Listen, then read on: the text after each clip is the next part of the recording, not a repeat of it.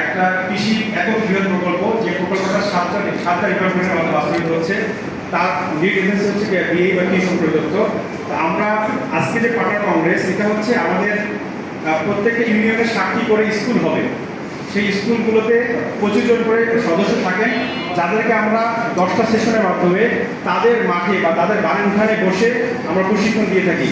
এবং এই প্রশিক্ষণলব্ধ জ্ঞানগুলো অর্জন করে তারা নিরাপদ সবজি উৎপাদন থেকে শুরু করে ধান, পুষ্টিকর খাওয়ার যে প্রসেস বা যে রান্নার প্রসেস, এগুলো সহ আমরা অনেকগুলো বিষয় দিয়ে থাকি।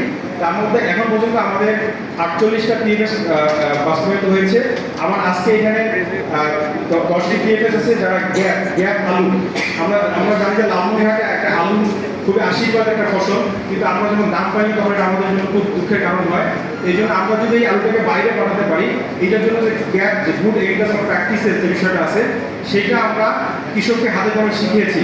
এই বছর যেহেতু প্রথমবার হয়তো কৃষক এটা বাইরে পাঠানো বা অন্য অন্য জায়গায় পাঠানোর বিষয়ে একটু ইয়েতে আছে, কিন্তু আমরা আশা করি তাদেরকে যে মানে প্রশিক্ষণ দেওয়া হয়েছে, সেখানে মাটি টেস্ট, সেই মাটিতে কী ধরনের রেসিডিউ আছে, সেখানে পানি টেস্ট এবং কিছু, আমি যদি সংক্ষেপে বলি যে আমরা গার্মেন্টসে যেমন কম্পোনেন্টস বলি, ওই কম্পোনেন্টস না থাকলে ওই গার্মেন্টস থেকে ব্যয়টা পোশাক কেনে না।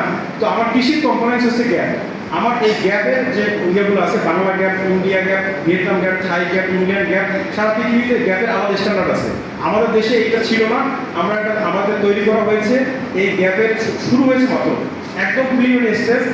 আমরা যে এখানে মডেল দেখেছি, এগুলো আমরা ট্রেনিং দিচ্ছি কৃষককে, তারা নিজেরাই এগুলো ট্রেনিং পেয়ে এগুলো করবে আমরা আশা করি। এবং আজকে আমরা কৃষকের কথা শুনবো, যেহেতু তারা এই ট্রেনিংগুলো পেয়েছে। এবং শুধু আলু নয়, আমরা 5টি ফল এবং 10টি সবজির আমরা প্রোটোকল তৈরি করেছি। এই প্রোটোকলের মাধ্যমে এগুলো বিদেশে পাঠানো যাবে। তো আমরা আশা করি যে আমাদের এই যে গ্যাপের যে মানে পার্টনার প্রকল্পের যে উদ্দেশ্য, সেটা হচ্ছে আমরা সফল করতে পারবো ইনশাল্লাহ।